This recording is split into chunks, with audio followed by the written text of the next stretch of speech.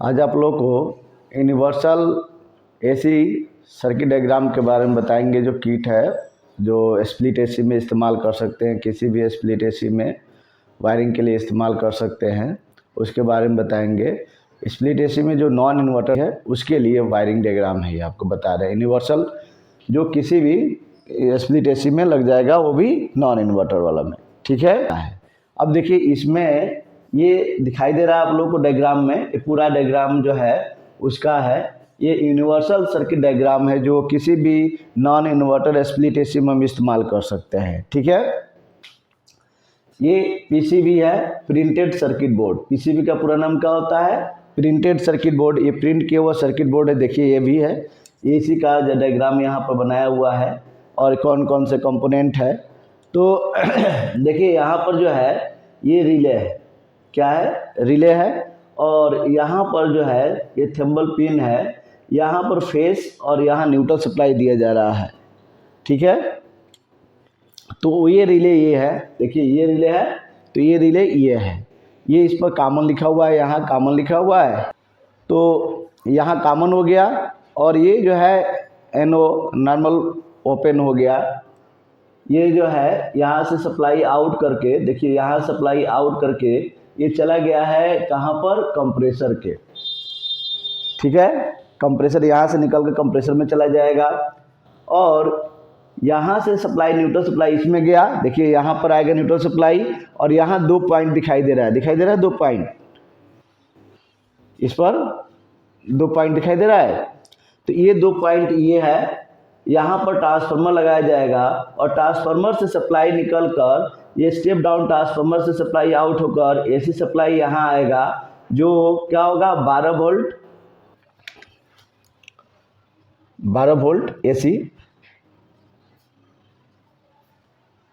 क्योंकि ट्रांसफार्मर आप जानते हैं, देखिए ये है ट्रांसफार्मर और ये ट्रांसफार्मर यहाँ से जो रेड कलर का है प्राइमरी सिरा हो गया और ये सेकेंडरी सिरा हो गया, ठीक है। तो यहाँ पर हम क्या करेंगे? रेड वाला सिरा यहाँ इनपुट करेंगे और आउटपुट वाला ब्लैक वाला सिरा यहाँ पर करेंगे। तो यह क्या करेगा? 50 और फ्रीक्वेंसी रहेगा ही रहेगा। और ये 220 वोल्ट एसी सप्लाई को 12 वोल्ट एसी में ही आउट करेगा, डीसी नहीं बनाता है। ट्रांसफार्मर कभी भी एसी को क्या करेगा? एसी ही आउट करता है, भले वोल्टेज बढ़ाकर या घटाकर, ठीक है। वोल्टेज घटाएगा तो उसको, और यहाँ से डीसी सप्लाई जाएगा इसके अंदर, जो डायोड में लगा रहता है। डायोड के जो है ब्रिज रेक्टिफायर है। देखिए यहाँ पर जो है ये ट्रांसफार्मर का इनपुट यहाँ पर होगा, आउटपुट यहाँ होगा, और 4 डायोड दिखाई दे रहा है। ये 4 डायोड है, ये 4 डायोड यहाँ ब्रिज रेक्टिफायर बनाया गया है। ये क्या करेगा? एसी को डीसी बना देगा। और ये कंडेंसर कैपेसिटर लगाया गया है जो डीसी को फिल्टर करेगा, यानी कि फ्लक्चुएशन को कंट्रोल करके एक कांस्टेंट डीसी सप्लाई इसको देगा।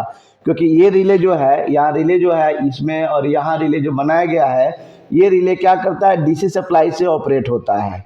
इसके 5 पॉइंट होते हैं, जिसमें एक क्या होता है, आपको पहले बताए थे रिले के बारे में। एक होता है पोल, दूसरा होता है एनसी और एनओ होता है, और 2 मैग्नेटिक कॉइल का होता है, ठीक है।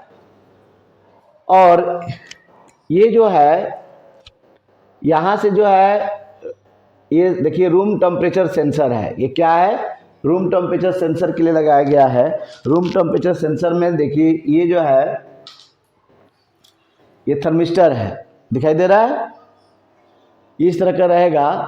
तो ये थर्मिस्टर है।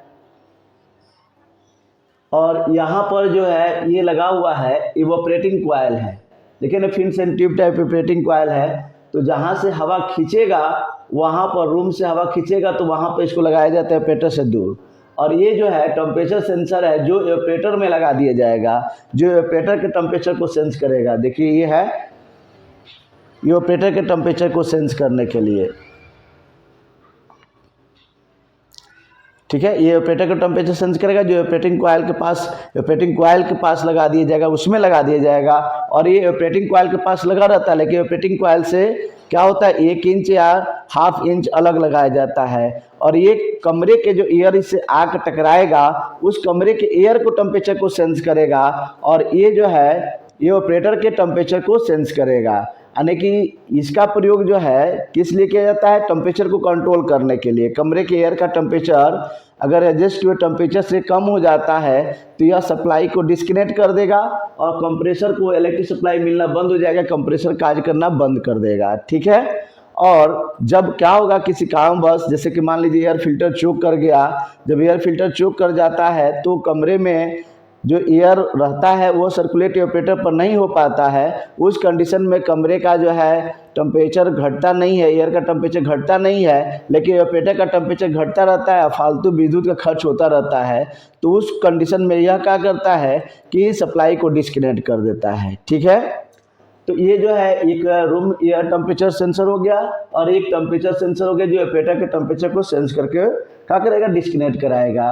और यहाँ से जो है ये देखिए इस पर जो है ये वाइट कलर का, इसके देखिए यहाँ पर वाइट कलर का हो गया, यहाँ पर रेड वाला हो गया, और यहाँ पर जो वाइट कलर का जैक बना हुआ है जैक, ये डिस्प्ले के लिए होता है। ठीक है। डिस्प्ले जैसे ये है डिस्प्ले, यहाँ पर दिखाई दे रहा है ना, यहाँ पर ये बना हुआ डिस्प्ले देख रहे हैं ना।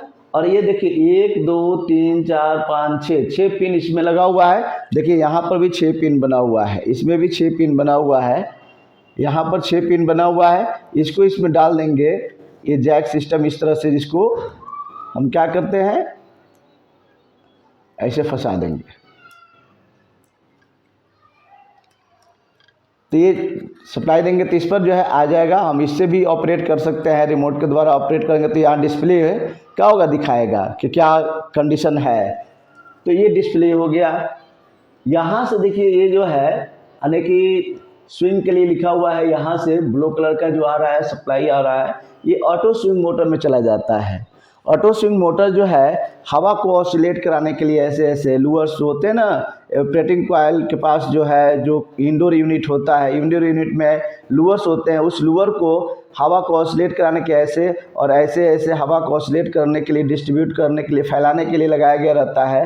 तो वहाँ मोटर को, उस मोटर को ऑपरेट करने के लिए लगाया जाता है। उसका कनेक्शन जो है यहाँ पर दिया हुआ, देखिए 6 पिन है, 1 2 3 4 5 6, देखिए यहाँ पर दिया हुआ है 6 पिन। तो देखिए इसमें भी है 1 2 3 4 5, एक और 6 पिन है इसमें भी। ठीक है। तो इस तरह से इसमें जो है चला आता है इस यहाँ पर। अब इसके बाद से जो है कमरे के अंदर हवा को ऑसिलेट कराने के लिए, यानी सर्कुलेट कराने के लिए, यानी कमरे से हवा ऑपरेटर पर जाए और फिर ऑपरेटर से होकर टकरा कर फिर कमरे में आए, उसके लिए यहाँ पर फैन मोटर लगाया गया है। ठीक है। इस फैन मोटर में 3 सप्लाई यहाँ से जो है क्या हो रहा है, ये यहाँ से आउट हो रहा है जो यहाँ पर है। देखिए यहाँ पर 3 है ना, 1 2 3 है, यहाँ से सप्लाई ए चला जाएगा इसमें, और यहाँ पर जो है देखिए जो 3 सप्लाई यहाँ से आउट हो रहा है ये भी जाएगा मोटर में। जैसे कैपेसिटर को और न्यूट्रल सप्लाई देना है तो ये लो मीडियम हाई 3 स्पीड में होगा, और एक न्यूट्रल सप्लाई होगा और एक क्या होता है कैपेसिटर का होगा, क्योंकि कैपेसिटर इसी में फिट कर दिया गया है। देखिए ये कैपेसिटर है, ये ब्लोअर मोटर के लिए कैपेसिटर है जो इंडोर यूनिट के लिए है, क्योंकि हमने बताया था स्प्लिट एयर सी उसे कहते हैं जो 2 भागों में बटा हुआ रहता है, उस एयर कंडीशनर को स्प्लिट एसी कहते हैं। और वह 2 भाग कौन सा होता है, इंडोर और आउटडोर। यानी कि जो कमरे के अंदर रहता है उसको इंडोर यूनिट कहते हैं, और जो कमरे से बाहर रहता है उसको आउटडोर यूनिट कहते हैं।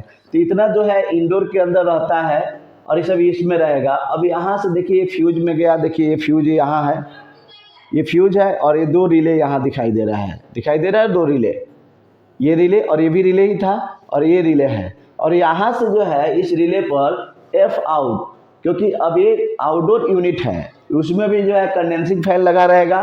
देखिए कंडेंसिंग फैन है, और यहाँ पर कंप्रेसर रहेगा और रिवर्सिंग वाल्व होगा। रिवर्सिंग वाल्व क्या के लिए लगाया जाता है, जब हीट पंप यूनिट होता है, हीट पंप यूनिट के में मतलब क्या होता है कि जाड़े के समय में हम क्या करते हैं, साइकिल को रिवर्स कर देते हैं।